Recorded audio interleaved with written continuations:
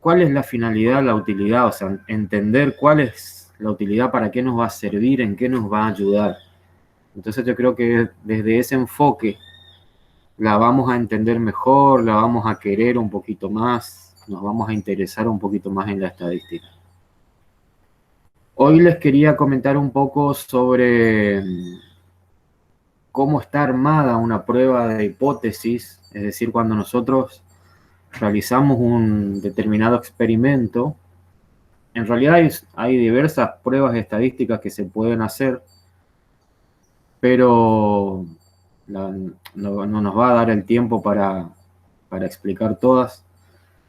Pero por lo menos quería dejarles en claro la prueba de hipótesis, dentro de las más simples, y tratando de darle un enfoque más que nada a cómo interpretamos ese resultado que nos da la prueba de hipótesis. ¿Qué nos quieren decir esos resultados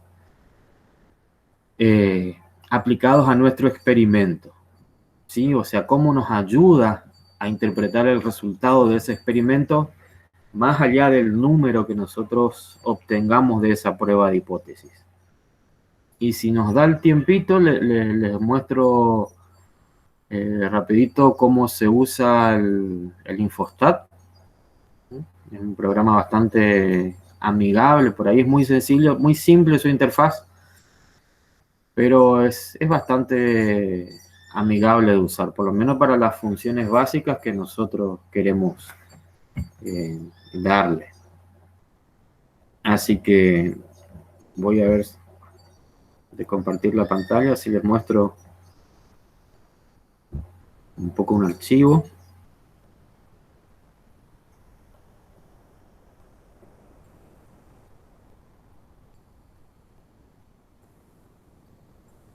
Me avisan cuando, si están viendo la pantalla compartida. Sí, se ve. ¿Se ve? Ahí Ahí está. se ve, ahí sí. Bien, prueba de hipótesis. Sí, sí. Bien, habíamos hablado nosotros en reuniones anteriores de qué, o sea, sobre qué es una hipótesis, ¿no? Y ustedes me habían dicho que es una afirmación o una suposición, una afirmación hecha de antemano, o sea que nosotros, antes de observar el resultado, incluso antes de aplicar un tratamiento, nosotros suponemos un determinado resultado. Y esa suposición es la hipótesis, ¿eh? O una afirmación que estamos haciendo de antemano. Entonces, cuando nosotros aplicamos estos, seguramente algún determinado tratamiento y queremos observar el resultado, previamente formulamos una hipótesis, que es nuestra hipótesis de trabajo, es decir, qué es lo que estamos experimentando o queriendo verificar con ese tratamiento. Llámese tratamiento a distintos factores que podemos estar evaluando, no precisamente un tratamiento médico, puede ser también un alimento, un suplemento alimenticio como un suplemento mineral o vitamínico, o incluso también las distintas líneas genéticas son consideradas tratamiento porque estoy evaluando distintos factores, distintas líneas genéticas, entonces también se consideran tratamientos. O el efecto de una determinada enfermedad, por ejemplo, sobre pacientes caninos, también se considera tratamiento porque son los factores que estamos evaluando y más que nada el efecto de esos factores sobre una determinada variable. Por ejemplo, un determinado alimento o suplemento alimenticio sobre la variable ganancia de peso, ¿sí? O, por ejemplo, el efecto de un determinado parásito sobre parámetros, ya sea del hemograma o de la bioquímica sanguínea de un animal, ¿no? Cosas así. Evaluamos entonces el efecto de un factor sobre una o varias variables. Ese sería nuestro tratamiento. Y cuando nosotros hablamos de prueba de hipótesis, estamos justamente probando nuestra hipótesis y tenemos que confrontar esa hipótesis, en realidad ese grupo que está recibiendo el tratamiento o que lo estamos observando, tenemos que confrontar o comparar con otro grupo. ¿Sí? En estas pruebas siempre se hace una comparación, ya sea con otro grupo que no recibe el tratamiento, que en ese caso se va a llamar grupo control o testigo, o si no, directamente si disponemos del verdadero valor del parámetro poblacional. Cuando yo hablo de parámetro poblacional me refiero a que yo conozco el valor, no siempre se puede, pero en ciertas situaciones se puede conocer el verdadero valor de un parámetro, por ejemplo, el promedio de una población se puede llegar a conocer, entonces uso el promedio de esa población como, como factor de comparación. ¿Sí? En ese caso, cuando yo conozco el valor del parámetro, realizo la prueba de hipótesis para una población, en realidad es para una muestra, pero siempre cuando hablamos de estadística nos referimos a poblaciones. Hacemos una prueba de hipótesis para una población, así se llama, donde yo comparo mi muestra con el parámetro poblacional. Si yo no conozco el parámetro poblacional, necesito algo para comparar, entonces ahí recurro a un grupo control o testigo, que lo voy a comparar con el grupo tratado. En ese caso, la prueba de hipótesis es prueba de hipótesis para dos poblaciones. O si ya tengo varios tratamientos que estoy comparando entre sí, ya realizo una prueba un poquito más compleja, que yo ya les había mencionado y seguramente la escucharon nombrar, que es el análisis de la varianza. Análisis de la varianza, o también conocido como ANOVA o ANAVA, ¿sí? Por sus siglas, de acuerdo a los autores que la describen. Hoy les voy a explicar cómo funcionan esas pruebas de hipótesis. Una explicación muy por encima, cosa que ustedes tengan una idea del esquema de funcionamiento básico y puedan entender qué está evaluando esa prueba o de qué manera trabaja la prueba de hipótesis. Siempre vamos a trabajar en términos de probabilidades. ¿Sí? En términos de probabilidades. Y recuerden que cuando hablamos de probabilidades, los valores numéricos que toma la probabilidad que puede tomar va de 0 a 1. Estamos entre 0 y 1. Esos son los valores que toma. Muchas veces, para que sea más simple la interpretación, transformamos eso en porcentaje. 50, 60% de probabilidad. 5% de probabilidad. Pero en realidad no es lo correcto. ¿Sí? Debería ser, si fuese un 5%, en realidad es 0,05 de probabilidad. ¿Sí? O 0,5 para el 50% y así sucesivamente. Pero en términos de probabilidad nos sitúa entre 0 y 1. ¿Sí? Les comparto entonces acá. ¿Para qué nos sirve la inferencia? En realidad lo que estamos haciendo en las pruebas de hipótesis es hacer una inferencia estadística. Cuando estoy haciendo inferencia quiere decir que estoy sacando conclusiones a partir de una muestra hacia la población. ¿Sí? Yo infiero porque, como les dije hoy, no siempre podemos llegar a toda la población, entonces tomamos una muestra determinada y a partir de esa muestra la analizamos, evaluamos su comportamiento y si esa muestra es representativa de la población, inferimos nosotros o estimamos, otro sinónimo de inferencia es estimación, que ese comportamiento de la muestra se puede hacer extensivo a la población, o sea, puede ser representativo de la población. Entonces, en este caso, con las pruebas de hipótesis, qué tipo de inferencia estadística estamos realizando. Estamos comparando poblaciones que nosotros asumimos que pueden llegar a ser diferentes. Diferentes desde el punto de vista estadístico. ¿Sí? Por ejemplo, comparar la ganancia de peso en dos grupos, el consumo de alimento en dos o más grupos, la producción de huevo, como está ahí ilustrado en la figura, ¿sí? Es comparar desde el punto de vista estadístico y ver si existen diferencias. Como yo les había comentado en uno de los primeros encuentros que tuvimos, el primero fue de presentación, en el segundo encuentro, cuando nosotros observamos, y sobre todo en nuestra ciencia biológica, tanto trabajando con animales como también con plantas, es totalmente natural, digamos, que se observen diferencias entre un individuo y otro. ¿Sí? Ningún individuo es exactamente igual al otro.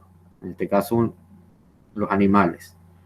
¿Sí? Van a tener variaciones que dentro de cierto rango son consideradas normales para esa población.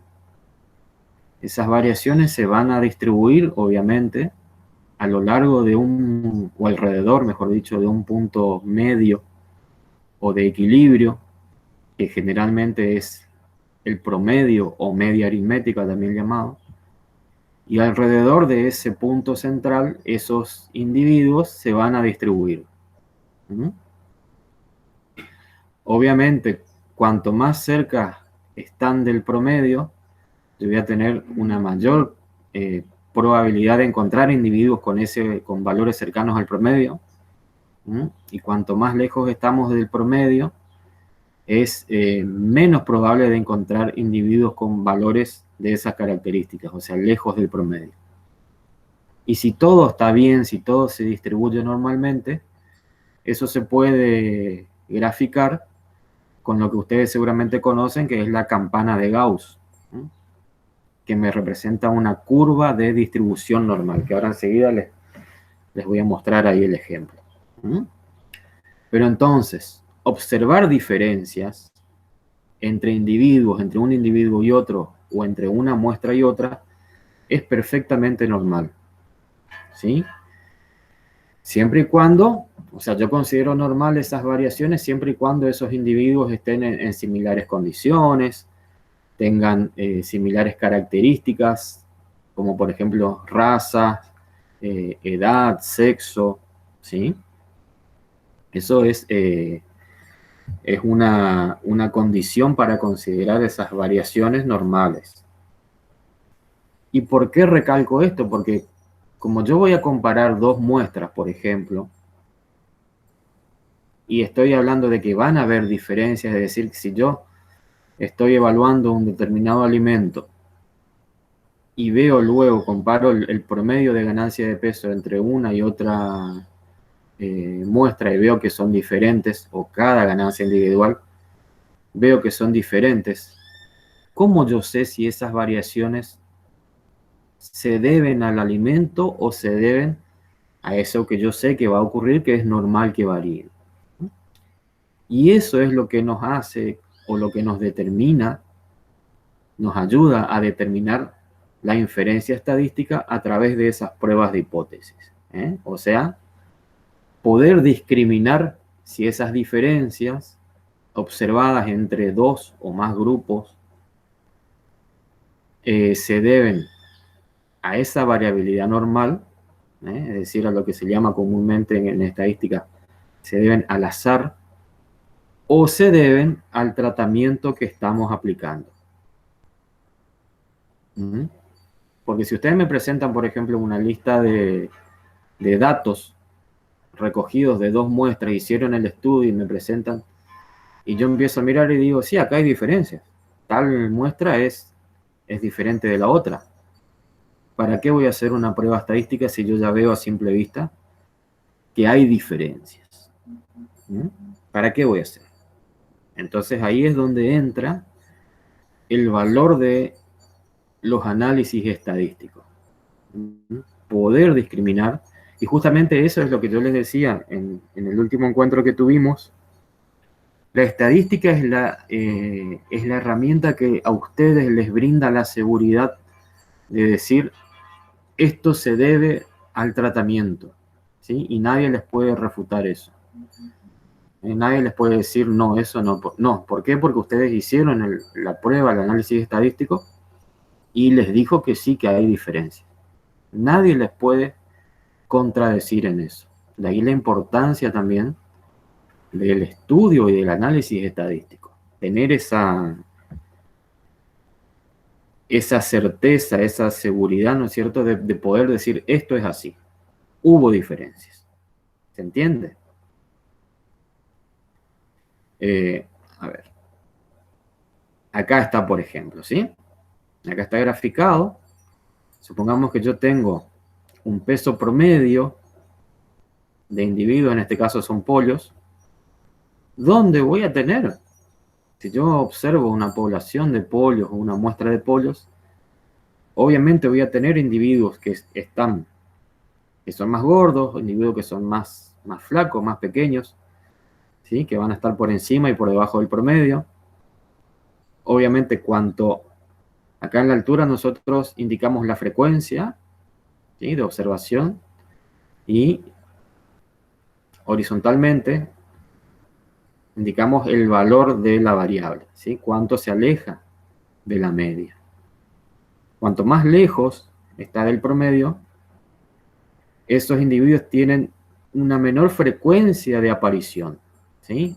O dicho de otra forma, tienen una menor probabilidad de aparecer. Tenemos una menor probabilidad de encontrar un individuo por encima o por debajo de ese valor promedio. Cuanto más lejos está por encima o por debajo de ese valor promedio,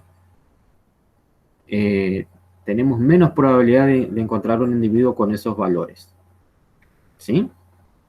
Y así vamos a trabajar con la prueba estadística, ¿sí? Fíjense lo que nos dice acá el concepto de prueba de hipótesis, que se dedica a conocer la probabilidad de ocurrencia del resultado obtenido en el estudio del problema. Eso basado en una distribución normal, ¿sí?, de la estadística utilizada para medir un resultado. Pero en resumen, ¿qué es lo que me hace la prueba de hipótesis? Me indica qué probabilidad de ocurrencia tiene ese resultado. ¿Sí? Volviendo acá al caso del ejemplo de los pollos, ¿sí? Si yo llego a un extremo por acá, con un determinado peso por encima del promedio, yo digo, ¿qué probabilidad tengo de encontrar un animal que tenga ese peso, o un grupo de animales que tenga este peso, y que eso sea normal, que sea, digamos, dado por azar o dado por otra causa ajena, dado por otra cosa? Entonces, lo que yo voy a hacer en la prueba de hipótesis, y eso es lo que determina el investigador, es fijar un nivel, un punto de quiebre, un punto crítico, donde por fuera de ese punto, o sea, por encima de ese punto crítico, nosotros decimos o afirmamos que la probabilidad de que ese resultado se dé por azar es muy baja. O sea, es muy baja para que se dé por azar. Y lo más probable es que eso se dé por otra causa. Si yo estoy evaluando un tratamiento donde las demás condiciones están todas controladas, es decir, todas las unidades experimentales, todos los individuos están bajo las mismas condiciones, son lo más parecidos entre sí, yo esperaría que al momento de encontrar un individuo que esté muy alejado de esa media y que esté por encima de mi punto crítico, mi punto de quiebre, yo diga de que eso es, la probabilidad de que eso se dé por azar es muy baja, Por lo tanto, esa diferencia observada seguramente se debe al tratamiento aplicado. ¿Mm? Si yo estoy evaluando, por ejemplo, un alimento, digo que esa diferencia de peso se debió al alimento utilizado, ¿sí? No se debe al azar. Eso es lo que me hace la prueba estadística. Eso es lo que me permite a mí discernir. Me permite discernir si el resultado observado en ese grupo tratado, a mí me interesa en realidad el resultado que observo en el grupo tratado, a mí me interesa discernir si ese resultado se debe al azar, es decir, a la variabilidad normal, a la variación normal, o se debe al tratamiento. Y eso yo puedo hacerlo con la prueba de hipótesis.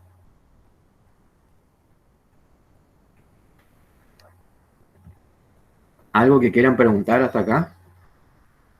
¿Se va entendiendo o es un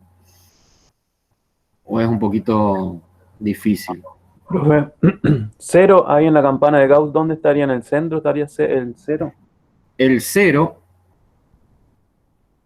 pero hablando en términos de ¿qué? El Porque cero. como usted decía que si se acerca a cero, se rechaza o se acepta, no me acuerdo cómo era, Sí. que es al azar y así, o que se debió al tratamiento, digamos. A ver, sí, está buena tu pregunta. Está buena tu pregunta para ir aclarando Sí, sí. cosas.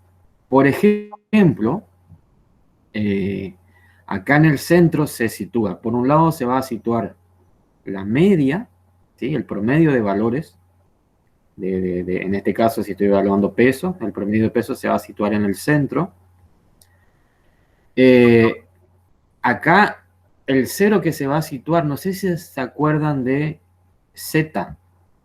¿Se acuerdan? No sé si llegaron a usar la tabla de la Z o del valor de Z. Ah, sí, sí. El 0, valor y algo, 0,5 creo. sí, sí. El valor de Z es infinito. Sí, sí. Puede ir a infinito o a menos infinito. El valor de Z, que se llama valor tipificado, ¿qué es lo que te expresa?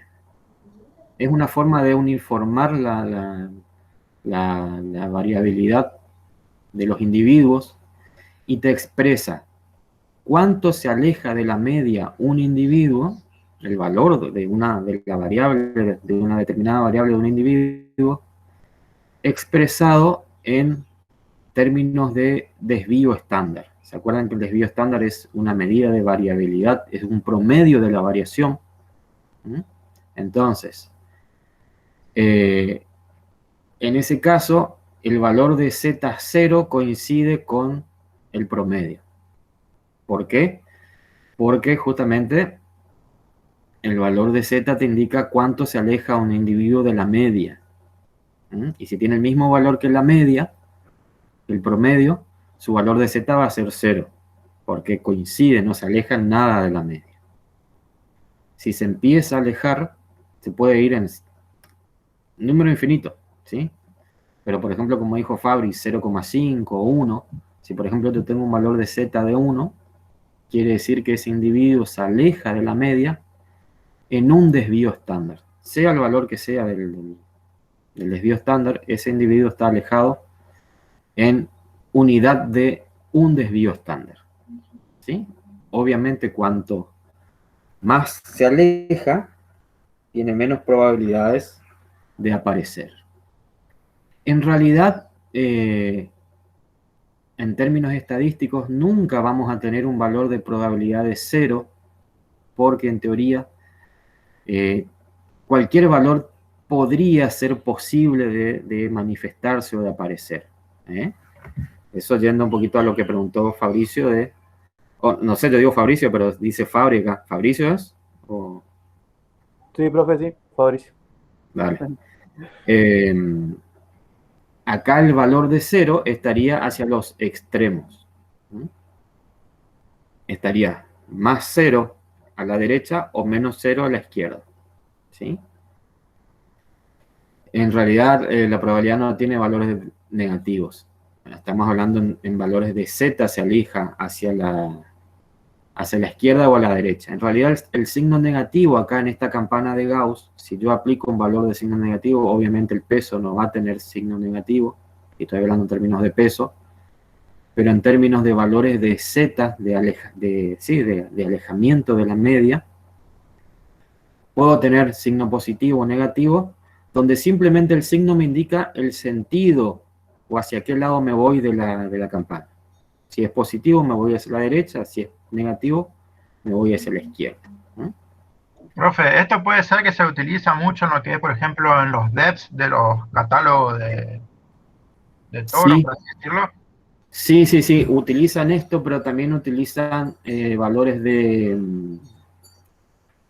de correlación. Usan, habrás visto por ahí el valor de R, valores de correlación, o sea, cuán correlacionada está una variable a otra. También usan, que eso está en relación a lo que es regresión lineal. ¿Sí? Está. Sí. Pero se usa así. Si nosotros, en realidad está, a ver si se ve en detalle. Cuando nosotros construimos una campana de Gauss para graficar la distribución normal de los valores, los extremos de la curva, ¿sí? La colita, lo que también se llama comúnmente cola, se le dice cola, el extremo de la colita nunca tiene que tocar, que unirse a este eje horizontal. Porque en teoría, como les dije recién, en base a la pregunta de Fabri, siempre existe la posibilidad de encontrar algún individuo por más alejado que esté de la media, ya sea para abajo o para arriba. Por eso, cuando dibujamos la campana, el extremo de la misma no debe tocar el eje horizontal, ¿sí? Tiene que tender a ser paralelo y prolongarse al infinito, ¿sí?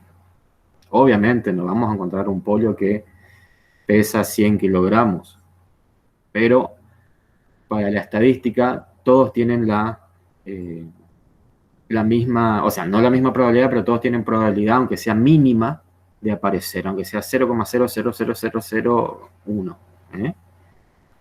Es más, cuando nosotros usamos esos valores de Z, se usan unas tablas, porque yo en base al valor de Z que yo calculo, se calcula de una forma muy sencilla, se calcula con el valor de la variable, el valor del promedio y del desvío estándar, y con ese valor de Z yo después me voy a una tabla y puedo sacar el valor de probabilidad de ese individuo. Si, ¿cómo es? Esas tablas de Z, por ejemplo, tienen hasta un valor de Z de 4. En realidad no es que la tabla termina ahí, no es que hasta 4 nomás tiene. En realidad, un valor de Z4, es decir, alejado de la media en 4 desvíos estándares, tiene muy poca probabilidad de aparecer, entonces las tablitas directamente las dibujan o las escriben hasta un valor de Z de 4. A modo de comentario, no hace falta que ustedes se compliquen con eso. Entonces, cuando nosotros, cuanto más nos alejamos de la media, tenemos menos probabilidad de que ese valor se dé por azar. ¿Sí?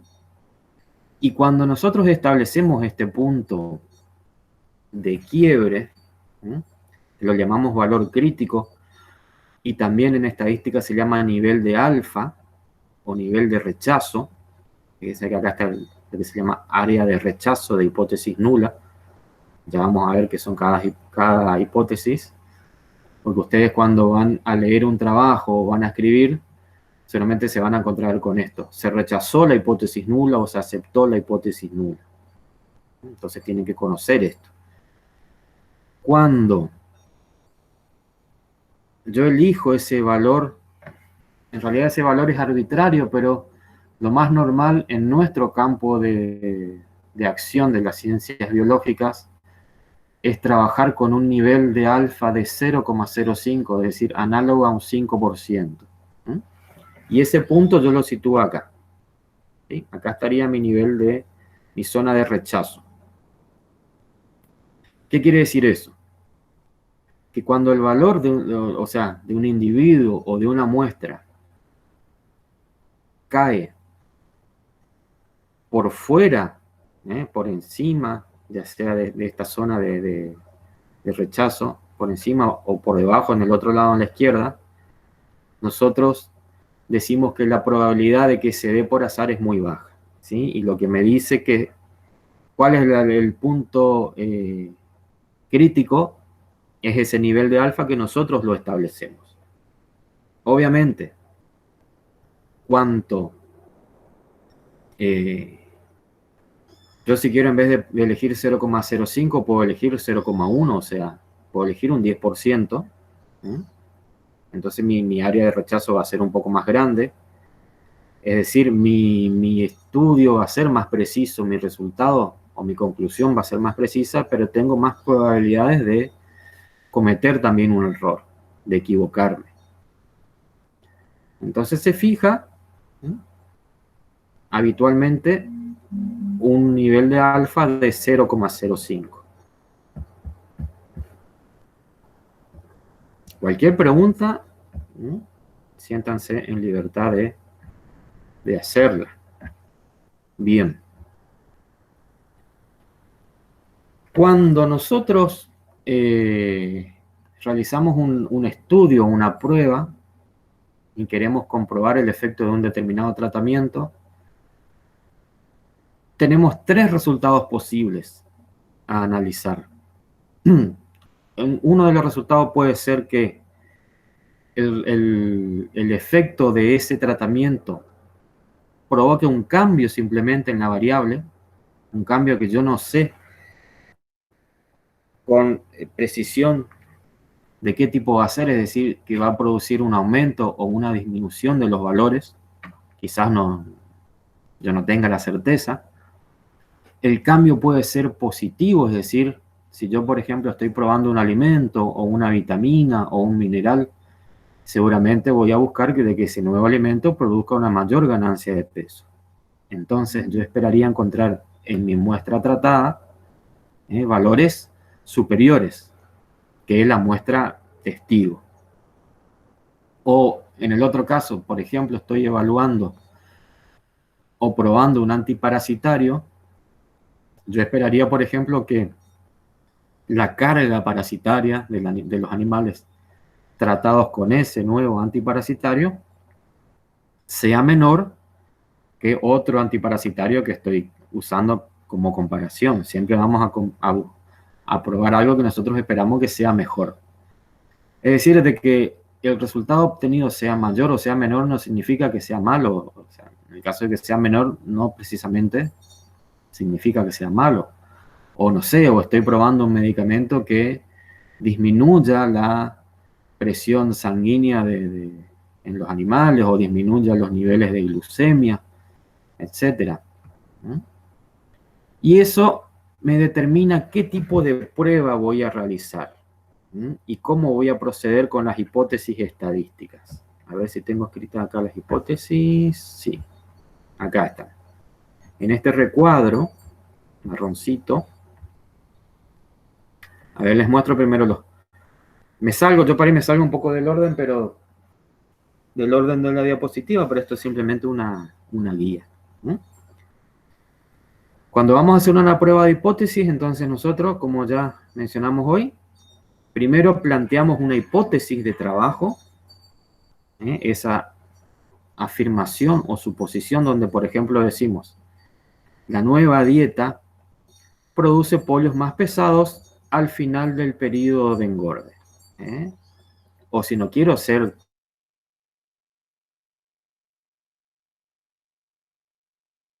doy más carácter de suposición que de afirmación.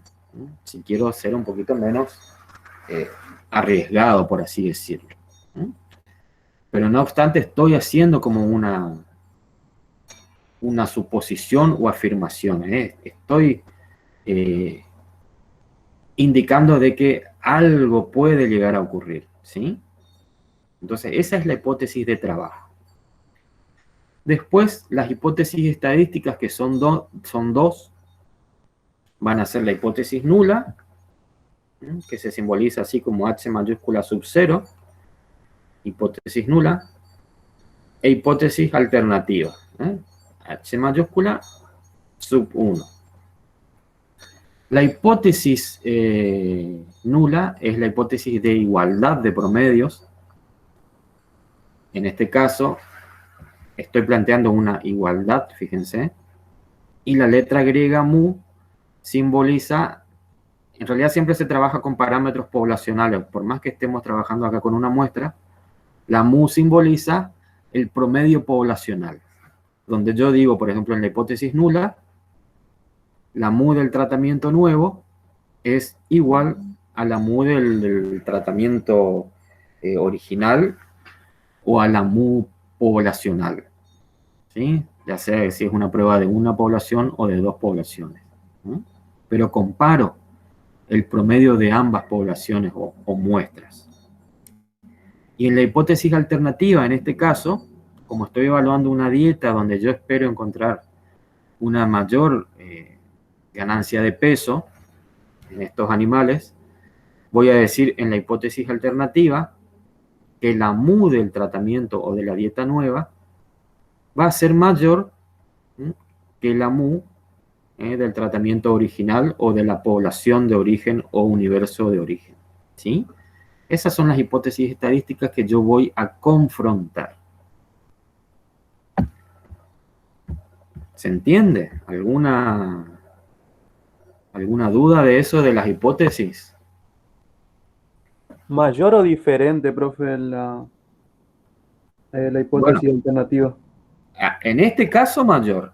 En este caso mayor porque justamente yo ya en la hipótesis de trabajo ya hice la afirmación o la suposición de que esa nueva dieta va a producir pollos más pesados.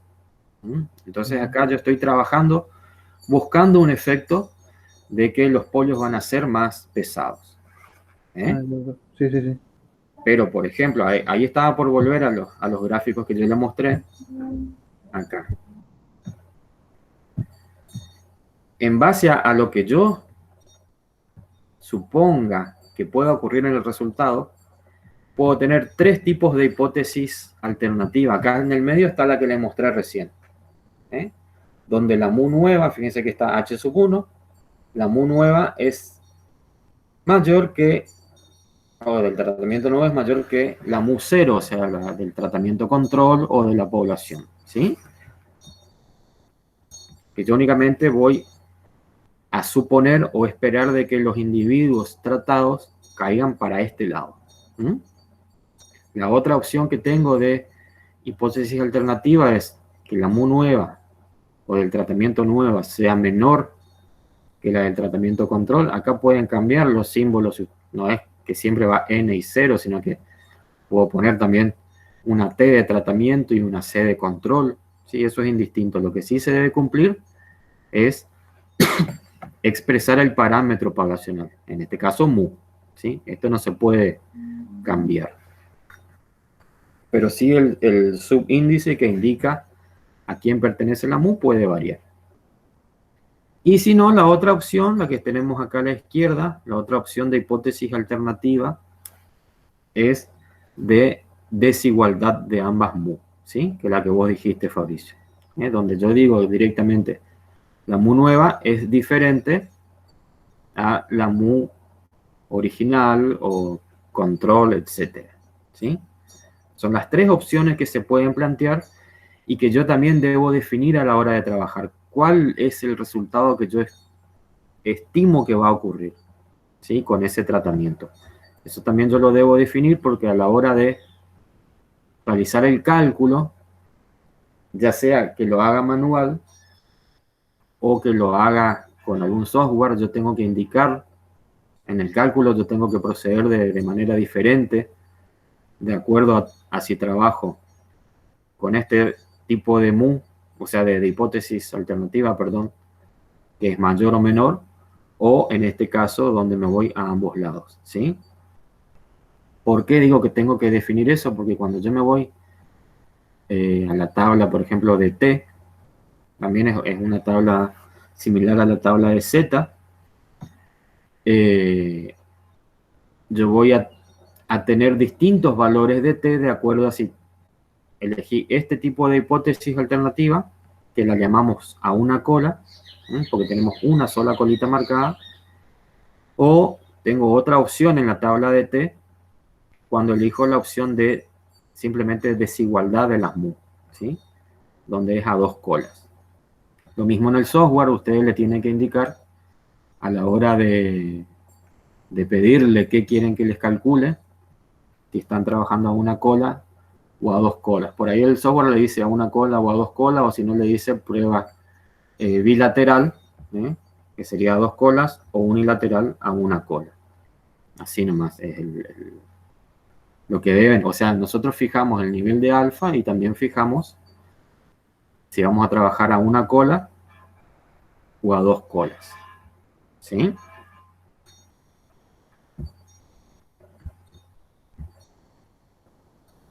Bien. Entonces, fíjense. Esto no se preocupen, no les voy a torturar con esto de los cálculos. Acá estaba como yo les mostraba que se calculaba. Este es para calcular T.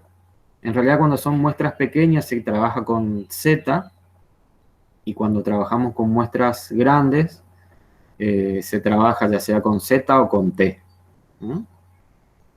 El cálculo es similar, usamos la media, o sea la media de nuestro tratamiento, comparada en este caso es para una población con la mu poblacional sobre, este término es el error estándar, ¿no?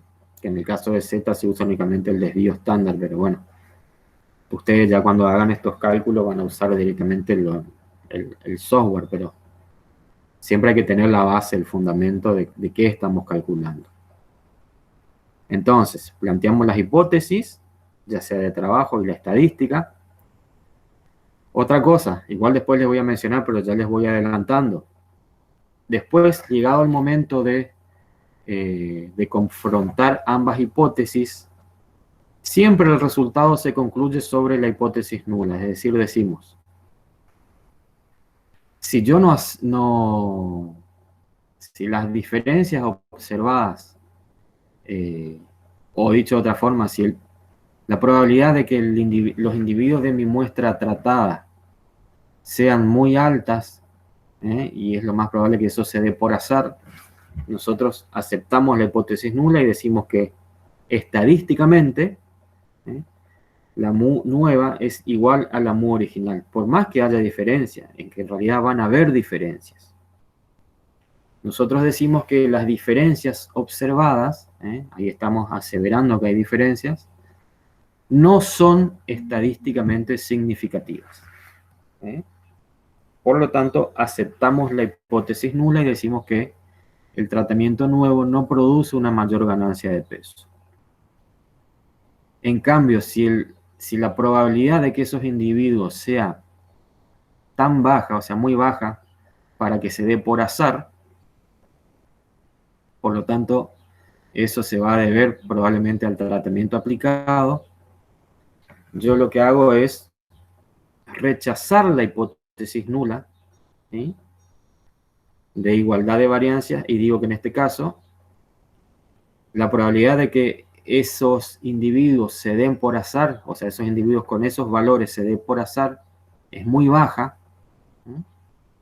Por lo tanto, rechazamos la hipótesis nula, que dice que son iguales, y decimos que las diferencias observadas son estadísticamente significativas.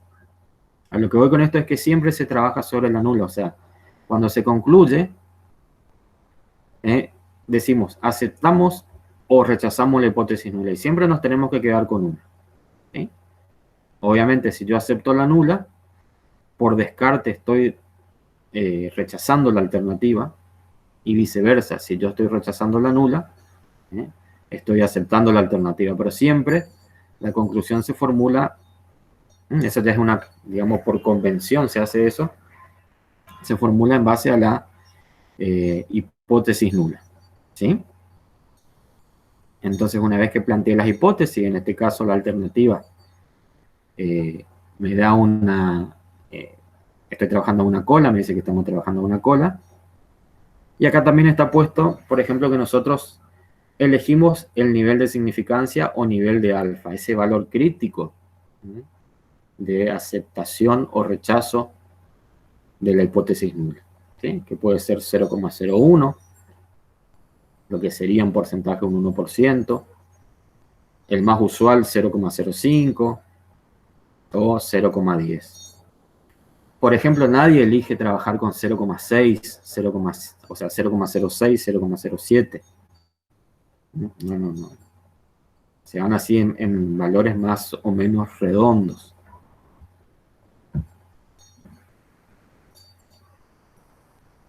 Bien, acá lo que se hizo, les muestro igual. Fíjense lo que se hace. Cuando se hace el cálculo manual, yo tengo que calcular el valor de t. ¿Cómo lo calculo? Acá tengo mis valores. El valor de mi promedio poblacional de la MU es de 2,5. ¿Sí? Ese es el promedio poblacional. El promedio de mi muestra, de la que yo estoy evaluando el tratamiento, el efecto de ese factor, es de 2,65. Mi desvío estándar es de 0,6 y el valor de n es de 10. N es el tamaño de la muestra, ¿sí? Fíjense que acá, por más que yo vea que hay diferencia entre la media y el promedio poblacional, yo de todas maneras estoy por hacer la prueba estadística, ¿sí? No es suficiente entonces, como yo le venía diciendo, observar a simple vista la diferencia de los números. No es suficiente. Calculo el valor de t, en este caso me da un valor de 0,79. Con ese valor de 0,79, yo me voy a una tabla de t.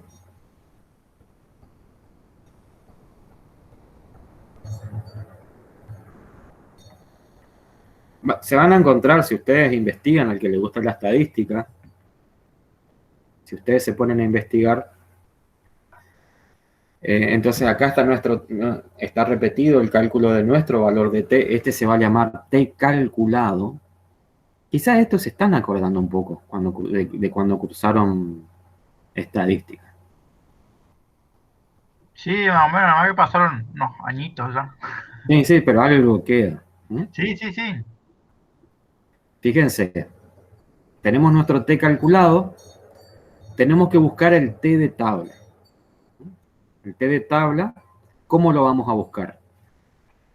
En base a los grados de libertad, en base a el tipo de prueba, es decir, si es a una cola o a dos colas, es decir, si yo estoy hablando de una hipótesis alternativa de desigualdad en medias, o de que una es mayor que la otra, o viceversa, y al nivel de alfa, o nivel de significancia. Entonces, acá en la fila superior, yo, como en este caso estoy trabajando con una prueba de hipótesis a una cola, porque yo espero obtener valores mayores que el promedio poblacional, me sitúo en una y me dirijo horizontalmente hasta ubicar mi valor de alfa, mi nivel de alfa, que en este caso elegimos 0,05. El nivel de alfa o de rechazo o valor crítico de 0,05. Y posteriormente tenemos que bajar, estos son valores de t, que se van a llamar valores de t de tabla. Tenemos que bajar en la columna correspondiente al nivel de alfa y a la prueba de una cola, según mis grados de libertad. Y para esta prueba, de una población, los grados de libertad se calculan con n-1, ¿sí? O sea, el tamaño de la muestra menos 1. Como mi n en este caso es de 10, yo hago 10 menos 1, 9, ¿sí? Mi valor de t calculado en este caso va a ser de 1,83. Con eso me voy a mi gráfico, a mi campana de Gauss. ¿Qué voy a hacer con estos valores de t? El valor de t calculado, de tabla, el 1,83, yo lo sitúo en la región crítica. Acá, en el punto crítico de separación entre la zona de aceptación y de rechazo de hipótesis nula. Yo coloco el valor de t de tabla, ¿sí? Digo bien, en el punto límite entre la zona de aceptación y rechazo. Y en base a eso, mi cero va a estar acá en el medio, coincidiendo con la media, acuérdense, ya sea t o z. Por eso les dije hoy, el valor de z o de t coincide con la media, entonces acá va a estar de z0 coincide con la media. Entonces, en base a eso, yo sitúo mi valor de t calculado, ¿sí? De acuerdo al 0, a la media, y al t de tabla. En este caso es inferior, 0,79, se sitúa en la zona de aceptación de la hipótesis nula. Ahí tengo que desafiar ambas hipótesis y arribar a las conclusiones. En este caso, ¿cuál sería el resultado del desafío de ambas hipótesis? O sea, en realidad el desafío de la hipótesis nula. Si mi t calculado cae acá. ¿Qué les parece? La probabilidad de que se dé por azar es muy alta. Es muy alta la probabilidad que se dé por azar. Ojo, este valor de t no es valor de probabilidad, no es valor de probabilidad. ¿Sí? Esto simplemente es el valor de cuánto se aleja de la media. No son valores de probabilidad, porque por ejemplo acá yo no puedo tener un valor de 1,83 de probabilidad. No existe un valor de probabilidad mayor a 1. ¿Sí? Pero sí, si cae en la zona de aceptación, como bien dijo Fabricio, decimos que la probabilidad de que esos resultados se dé por azar es muy alta, ¿sí? Es mayor a 0,05. Entonces, aceptamos la hipótesis nula. Aceptamos la hipótesis nula y decimos que las diferencias observadas no son estadísticamente significativas. Por más que yo haya visto acá, por más que yo haya observado que la media de mi grupo tratado es mayor que la media poblacional, donde yo a simple vista podría haber dicho, sí, hay diferencias, pero la estadística me dice que no. Me dice que no son estadísticamente significativos. Entonces, aceptamos la hipótesis nula. Aceptamos la hipótesis nula. Así se hace manualmente. Así se calcula manualmente una prueba de hipótesis. Obviamente, ustedes lo van a hacer con programas, con software más fácilmente. También, eso requiere conocer, manejar el software. Por su lado, requiere. Incluso hay aplicaciones, si ustedes se van a la Play Store, hay aplicaciones de prueba de hipótesis. Yo he probado algunas que andan muy bien, que incluso nos tiran el gráfico y todo. Y aplicaciones muy, muy piolas de estadística. Sí, es cuestión de buscar nomás. Yo siempre estoy probando, instalo, desinstalo, porque siempre vivo instalando cosas, pero por ahí. Obviamente, si ustedes van a presentar un trabajo, hay que recurrir a software un poquito más más serio, con más respaldo, ¿no? Como por ejemplo el Infostat. ¿Sí? Este me dijeron que lo conocen, lo escucharon nombrar por lo menos, o no sé si lo llegaron a utilizar al Infostat. Sí, lo usamos. Sí, en un año estuvimos utilizándolo, pero ya lo tengo recaducado. Ah,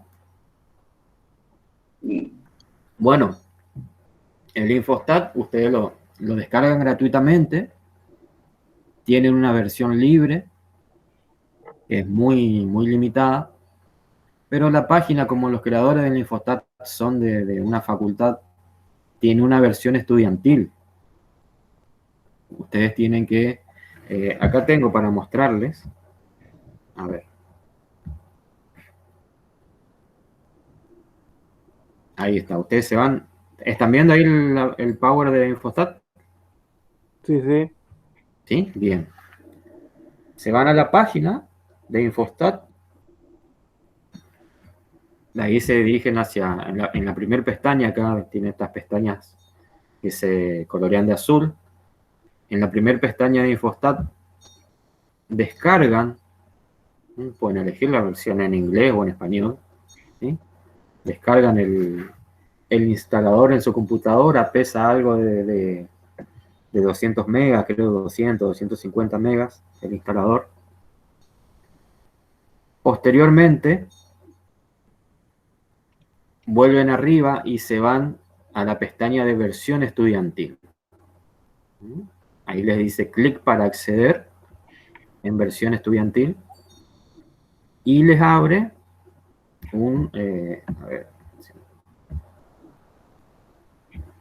les abre un formulario de inscripción donde tienen que poner su nombre, apellido.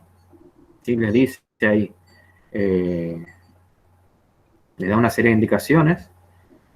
Tienen que rellenar con sus datos ese formulario: nombre, apellido, país, provincia, ciudad y un mail.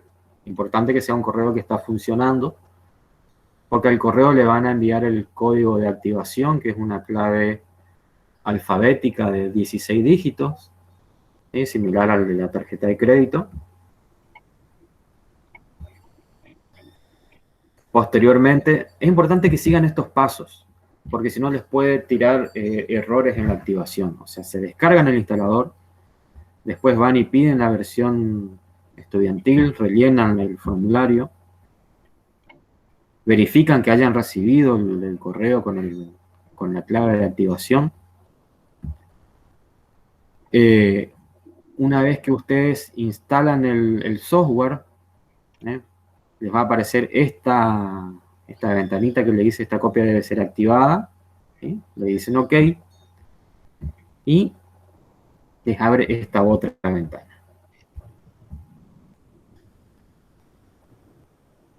Con una serie de opciones que te dice activar usando internet, versión libre o cancelar. Yo les recomiendo que en esa primera vez que abren la ventana, o sea que abren el software y se les abre este cuadro de diálogo o ventana, hagan la activación. Porque yo después tuve problemas y tuve que volver a pedir la clave con otro correo. Hay que volver a repetir todo. Por eso, que me había dicho, Luana me había dicho que se le venció. Si querés volver a activarlo, deberías hacerlo con otro correo, un correo nuevo, cosa de que el sitio no lo reconozca y te mande nuevamente la clave, ¿sí? Cuando abren, entonces ponen activar usando internet, les abre esa nueva ventanita para ingresar la clave. Yo borré acá los números en medio porque esto era para mostrarle a otra gente y no mostrar mi clave. Sí, pero acá directamente copian y pegan los 16 caracteres, son alfanuméricos, copian y pegan y le dan a activar. Y les tiene que abrir, ahí con énfasis, les dice copia activada. Felicitaciones. Vigente hasta el 12 del 4 del 2024. Tienen tiempo para usarlo.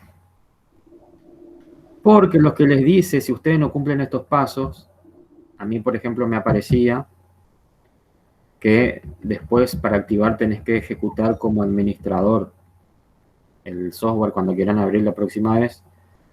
Y a mí no me funcionaba, no sé por qué no me salía esta ventanita nuevamente para activar usando internet. Me salieron súper grandes. No me sale.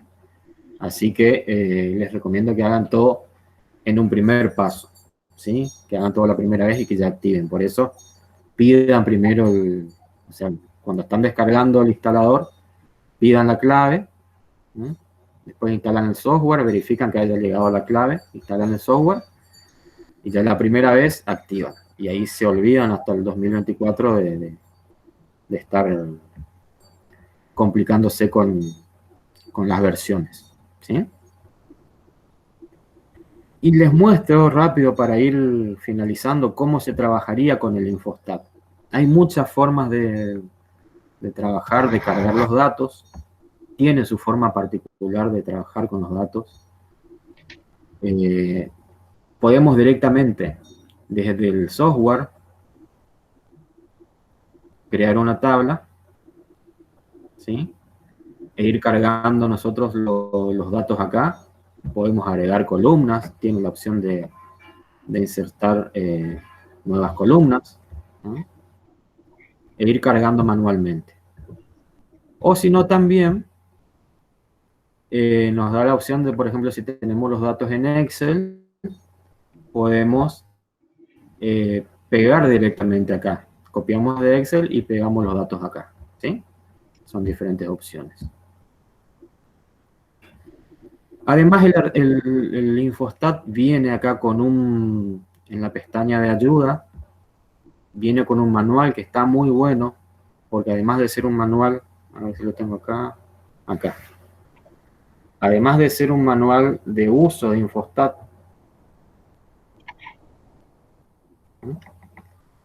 además de ser un manual de usuario que le explica cómo usar el programa, tiene muchos conceptos estadísticos. Les explica los diferentes. Fíjense, acá menciona, por ejemplo, ANAVA, que les decía, el análisis de la varianza. Tiene muchos conceptos que sirve como material también de estudio para quien le interesa la estadística, le interesa profundizar más, o como fuente de consulta cuando tengan dudas. Y les trae también una serie de datos precargados. Cuando se van acá en archivo a abrir datos de prueba, nos abre una ventanita. Estos son los archivos generados por Infostat, porque yo esas tablas que yo voy creando las puedo guardar para abrirlas en otro momento. Te crea unos iconos con este color. Cada iconito de estos es una tabla, un archivo del formato de Infostat, de este color rosadito oscuro. Y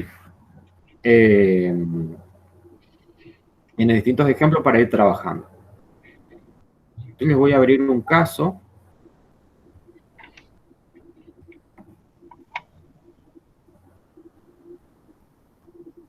Fíjense, ahí me abrió una tabla que tiene, en caso sería el número de individuos. En este caso tiene 20 unidades experimentales esa muestra y tiene registrados los pesos, ¿sí? Yo tengo acá únicamente los pesos de una muestra. Entonces, ¿qué prueba de hipótesis puedo realizar en este caso? ¿Qué les parece? ¿Qué prueba de hipótesis voy a realizar?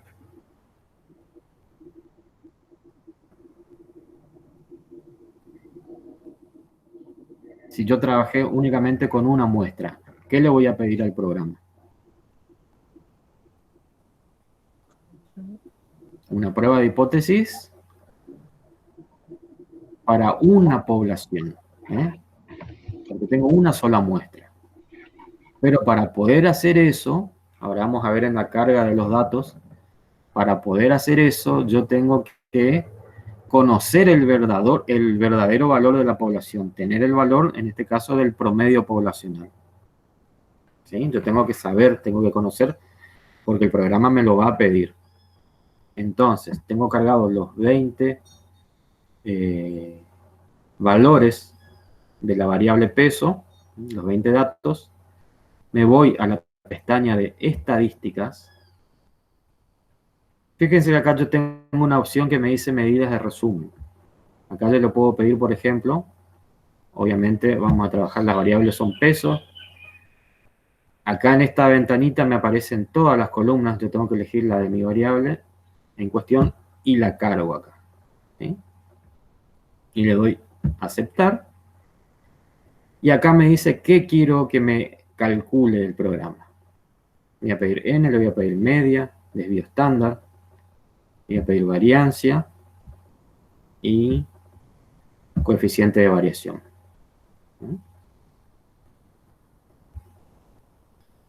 Y ahí rápidamente me calculó.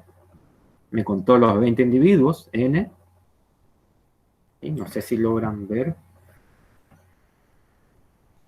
Sí, se ve, profe. ¿Eh? Un n de 20. Me calculó la media, en este caso es en 68,5. El desvío estándar 3,59. La variancia muestral, acuérdense que la variancia n-1 es de la muestra, y el coeficiente de variación. ¿Sí? Yo le puedo ir pidiendo diferentes cositas. Pero lo que me interesa a mí es ver, y quiero que ustedes vean la diferencia, porque la información que les da el Infostat es diferente que la que les da la prueba de hipótesis. Nos vamos nuevamente a estadística y vamos acá, a la opción de inferencia basada en una muestra. ¿Sí? Porque justamente estoy trabajando con una muestra. ¿Sí? Y le pido una prueba de t para una media. ¿Sí? Voy a hacer una prueba de t, que es la misma que yo hice con el, ahí en el ejemplo, ¿sí? Es la misma. Prueba de t para una media, ahí ya está cargado el peso, si no lo tuviese le tengo que cargar. ¿No? Me va a aparecer así primero. Tengo que indicarle al programa qué variable yo quiero que me analice.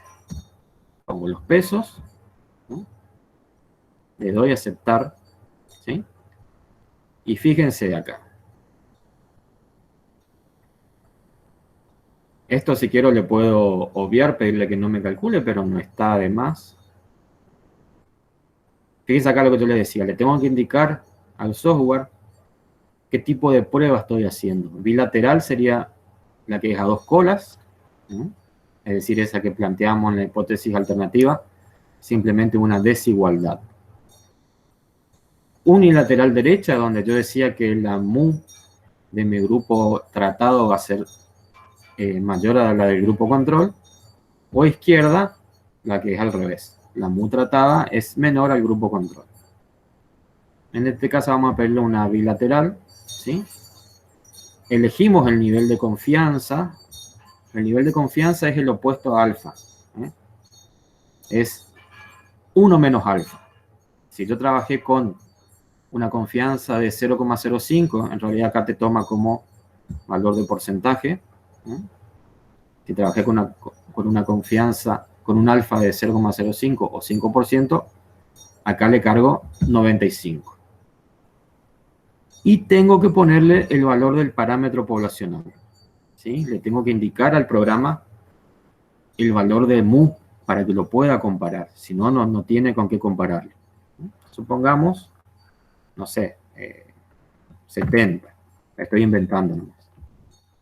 Y le doy a aceptar. Me hizo lo mismo. ¿Sí? Porque yo le dejé tildado n, la media, el desvío estándar. Estos son los límites inferiores y superiores de intervalo de confianza, que es otra cosa, no se preocupen por eso. Y lo que me interesa ver es esto, ¿no? El valor de P, que no es más que nada que el valor de probabilidad. ¿Se acuerdan que yo les dije que hablamos en términos de probabilidad? ¿No? Acá me da un valor de probabilidad de 0,07. ¿No?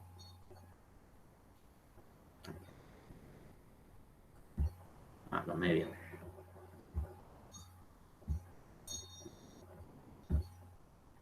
me da un valor de P de casi 0,08.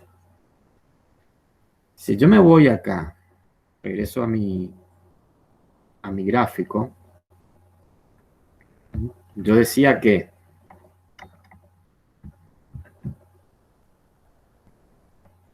en términos de probabilidad, mi nivel de alfa de 0,05 está acá. ¿Sí? O sea, todo lo que sea menor a 0,05 viene para este lado, y para acá tenemos 0,06, 0,07, etc. Es decir, que en este caso, a mí me dice que el valor de probabilidad para estos valores de peso es mayor al nivel de rechazo. Es decir, que caen, mis individuos caen, tienen una probabilidad, si bien me está medio que pegando en el palo, es una probabilidad más alta que 0,05, por lo tanto yo acepto la hipótesis nula. ¿Sí? Incluso si acá me hubiese dado 0,051, está dentro de la zona de confianza, ¿sí? O de aceptación de la hipótesis nula. Entonces digo que no hay diferencias estadísticamente significativas. ¿Sí? En este caso el Infostat ya trabaja directamente con los valores de probabilidad. No obstante, cuando hacemos estas pruebas y nos da un valor muy bajo, o sea, muy cercano al nivel ya crítico, hay otras pruebas que se pueden realizar que son mucho más específicas, más sensibles, para ver si hay o no diferencias. Pero, por ejemplo, a ver,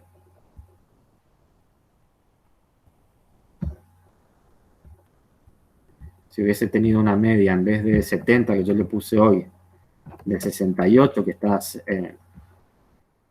o sea, un parámetro de 68, acuérdense que el programa ahora nos va a mostrar cuál es la media. 68,5 es la media de la muestra. Yo le dije que 68 es la media en la MU poblacional. Fíjense cuánto me da el valor de P. 0,59. Un valor de probabilidad muy alto. ¿Por qué? Porque estos individuos están, ¿cómo es? Está muy cerca de la media poblacional. La media de esta muestra está muy cercana. Vamos a ir a otro extremo.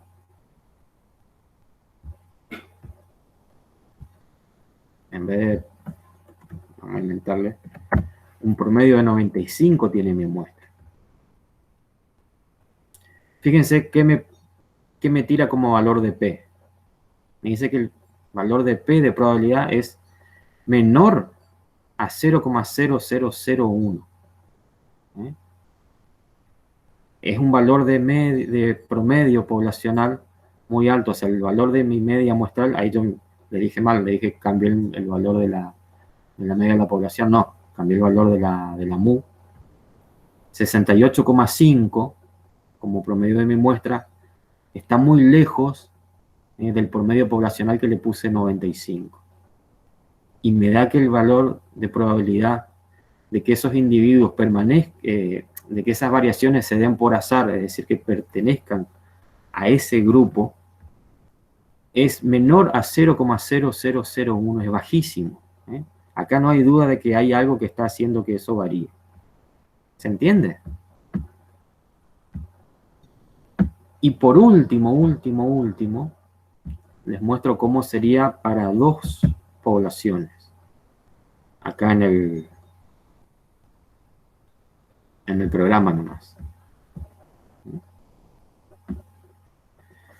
Tiene una forma particular de cargar. Fíjense que yo coloco, acá tenemos, también está evaluando pesos, no especifica qué, pero pesos, en dos épocas diferentes, abril y agosto. Tengo 10 individuos por muestra. Esta es una prueba de hipótesis para dos poblaciones, porque está comparando dos muestras.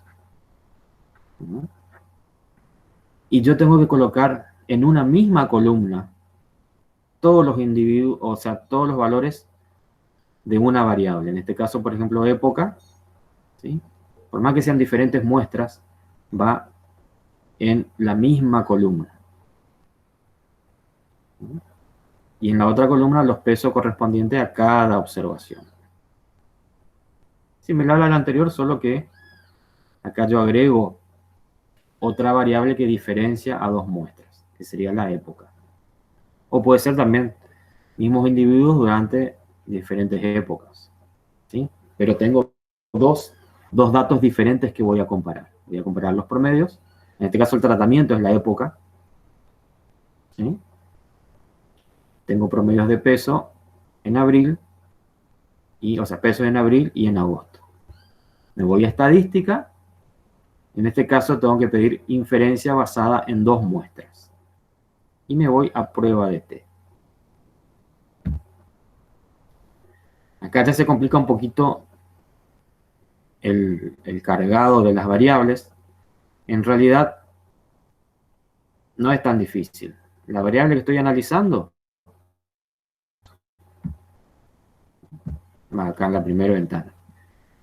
Y el criterio de clasificación, o sea, en qué me baso para comparar o clasificar esas variables, es las diferentes épocas.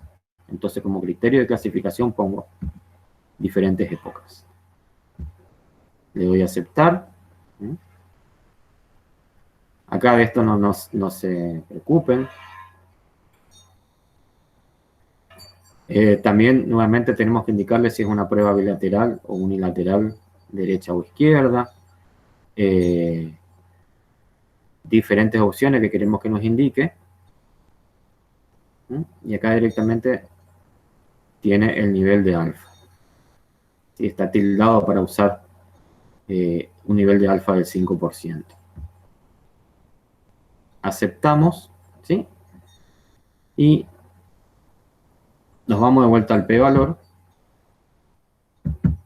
donde nos dice que también la probabilidad de que esas diferencias se dé por azar, ¿sí?, es muy baja. ¿Sí? Es menor a 0,0001. ¿Sí? Por lo tanto, nosotros podemos concluir de que esas diferencias observadas son estadísticamente significativas. Ese es el lenguaje que ustedes se encuentran en los textos que van a leer. ¿Sí? Ese es el lenguaje que ustedes van a encontrar en los textos. ¿Sí? Y básicamente, si ustedes entienden esta parte de prueba de hipótesis, si ustedes entienden esta parte, están dando un paso muy grande, pero muy grande a la hora de escribir su trabajo, cualquier trabajo, pero en este caso su proyecto de investigación, su proyecto de tesis. Es un paso muy grande. Las pruebas de hipótesis son las que más se utilizan, ¿no?, estas pruebas. Y además, el fundamento de las mismas se aplica a la mayoría de las otras, obviamente con sus diferencias lógicas. Después, en otro momento, si ustedes tienen dificultad con este tema, yo no tengo problema en volver a dar otra reunión extra por fuera del horario, o incluso cuando yo empiece a asistir a la facultad. No hay problema que me vayan a consultar, siempre y cuando se cumplan ahí justamente los protocolos de distanciamiento, pero yo quiero que ustedes entiendan esta parte, quiero que les quede algo porque les va a servir muchísimo, no es de pesado ni nada, sino que, y traté de hacerlo lo más simple, sintético. Esto es mucho más complejo, pero yo traté de resumir la parte que más les va a servir. Obviamente entender una prueba estadística en un día no es, o sea, es algo difícil, no se preocupen, ¿sí? Pero que por lo menos les quede esas nociones básicas. Son nociones básicas de la prueba de hipótesis, ¿no? Así que bueno, no los quiero. Entonces lo que hicimos fue, haciendo un resumen, vimos la prueba de hipótesis, vimos conceptos generales de prueba de hipótesis, trabajando con la prueba de hipótesis para una población, aplicamos eso y diferenciamos un poquito de cómo se calcula con un software, como ser el Infostat, y cómo nos muestra la información o el resultado del Infostat. Y les mostré también cómo bajar y descargar el software para tenerlo en su compu, ¿sí? Como para resumen de la clase.